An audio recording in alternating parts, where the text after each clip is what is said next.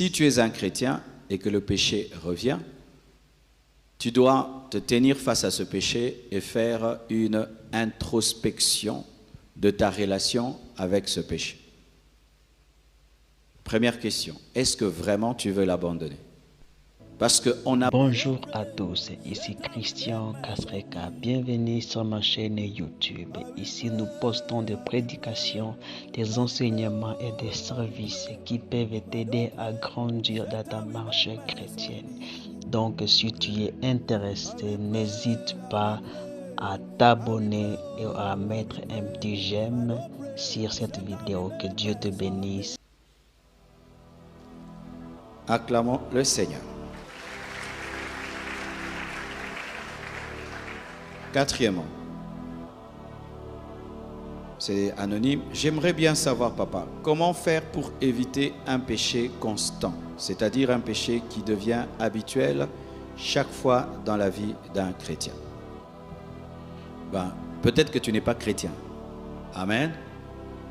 Parce que le péché revient dans la vie d'un païen. Et si tu n'es pas chrétien et le péché revient, tu dois donner ta vie à Jésus. Et si tu donnes ta vie à Jésus, tu recevras la force par le Saint-Esprit de vaincre le péché. Mais si tu es un chrétien et que le péché revient, tu dois te tenir face à ce péché et faire une introspection de ta relation avec ce péché. Première question, est-ce que vraiment tu veux l'abandonner? Parce qu'on n'abandonne qu'une chose qu'on n'aime pas. Tu ne peux pas abandonner un péché que tu aimes. Donc, même si tu es chrétien, tant que tu aimes un péché, tu ne l'abandonneras pas. Il faut demander à Dieu la haine de ce péché.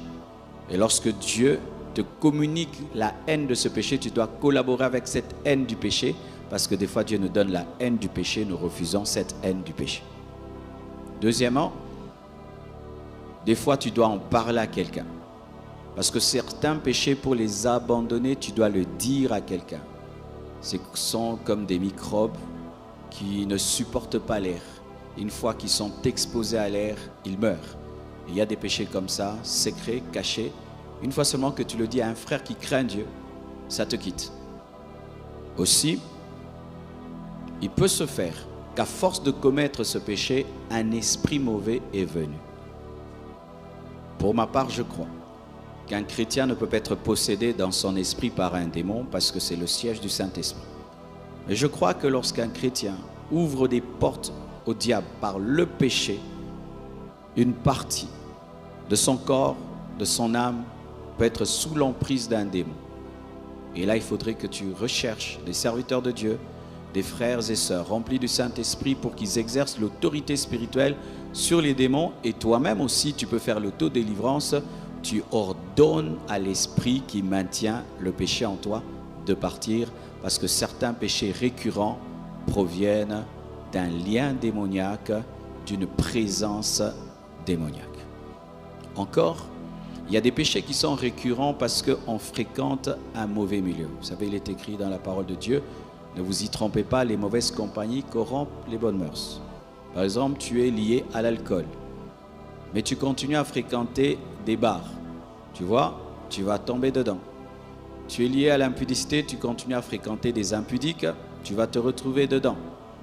Tu es lié à la drogue et tu continues à fréquenter des milieux de drogue, tu vas te retrouver dedans. Donc tu dois changer de milieu, tu dois changer d'amis, de relation, tu dois le dire, tu dois le confesser, tu dois le haïr. Il faut qu'on prie pour toi, donc il y a tout seul. Une autre chose qui fait que les gens retombent souvent dans le même péché, c'est qu'ils ne prient pas bien le matin. Ils ne prient pas bien le matin. La plupart de nos tentations commencent lorsque nous nous levons. La nuit, quand tu dors, tu n'as pas de tentation, à moins d'avoir des mauvais rêves et tout. Donc c'est le matin qu'il faut bien prier. Tu peux avoir la volonté d'abandonner un péché, mais si tu n'en as pas la force, tu ne vas pas abandonner. C'est pourquoi la vie de prière vient nous aider. Jésus-Christ a dit, veillez et priez afin de ne pas tomber dans la tentation. La chair est faible, mais l'esprit est bien disposé. Ta vie de prière. Aussi, pour vaincre un péché, il faut aller chercher le remède de ce péché dans la Bible. Tu vas lire un verset de la Bible qui condamne le péché. Et tu en fais ta méditation parce que la parole de Dieu est une épée capable de séparer moelle et jointure, âme et esprit. Toi-même, tu prends la parole là, tu te l'appliques. J'étais hier avec un jeune homme, il m'a dit, pasteur, lorsque j'avais des faiblesses d'un péché, j'allais sur YouTube, je cherchais tes prédications qui parlaient de ce péché. Encore, tu vas chercher des prédications qui traitent ton péché comme un médicament, comme nous prenons le Dolarène, de l'Iprane et tout le reste qu'on a des maux de tête. Tu vas chercher vraiment un enseignement qui traite ce péché.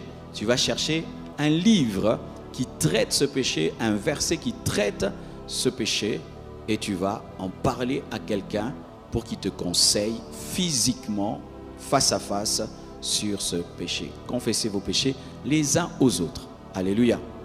Donc, c'est cela encore. Si tu fréquentes des personnes qui dominent ce péché, elles auront une bonne influence sur toi. C'est quelque chose de puissant. Quand tu es vaincu par un péché, tu rencontres quelqu'un qui te dit que ce péché-là, ça fait 10 ans que je l'ai vaincu. Ça te donne la foi. Ça te communique quelque chose. Ça te défie. Ça te révolutionne. Alléluia. Côtoyez des personnes qui ont vaincu le péché qui vous domine. Amen. Le dernier secret, le plus grand, c'est que tu dois t'identifier à la mort de Jésus. Tu dois te compter comme étant mort avec Christ parce qu'un mort ne pêche pas. C'est la dimension de la foi. Certains n'arrivent pas à vaincre le péché parce qu'ils ne croient pas qu'ils peuvent le vaincre. Surtout, c'est lorsque un péché t'a beaucoup fait tomber. Tomber souvent, souvent. Ça devient comme un adversaire qui te tape tous les jours. Et chaque fois que tu dois te préparer à l'affronter, il va me taper, il m'a tapé l'année passée, Alors tu dois croire que tu peux vaincre. Tu dois croire que Jésus en toi l'a vaincu. Tu dois croire en la puissance de la croix. Alléluia.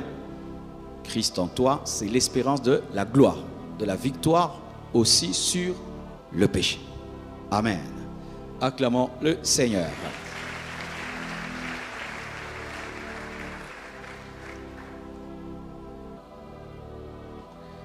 En parlant d'une seule femme de la destinée, qu'en est-il de celle qui meurt en pleine fiançailles, et c'est comme elle a eu, alors qu'elle m'était destinée? Le frère pose la question, ou la sœur. On enseigne qu'il y a la femme de la destinée, c'est la femme de ta destinée, la femme de ta vie. Maintenant, tu es fiancé à une femme, pendant les fiançailles, elle meurt. Maintenant, la femme de la destinée est morte. Tu vas être célibataire toute ta vie. Alors, voici. Si lorsque Ève avait péché, Adam ne l'avait pas accompagné dans le péché, ce serait comment? Avez-vous déjà réfléchi sur ça? Ève mange le fruit et donc la mort commence en elle. Adam ne mange pas, la vie continue.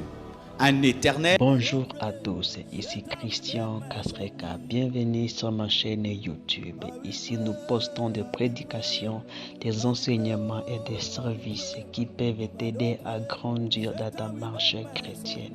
Donc, si tu es intéressé, n'hésite pas à t'abonner et à mettre un petit j'aime sur cette vidéo. Que Dieu te bénisse.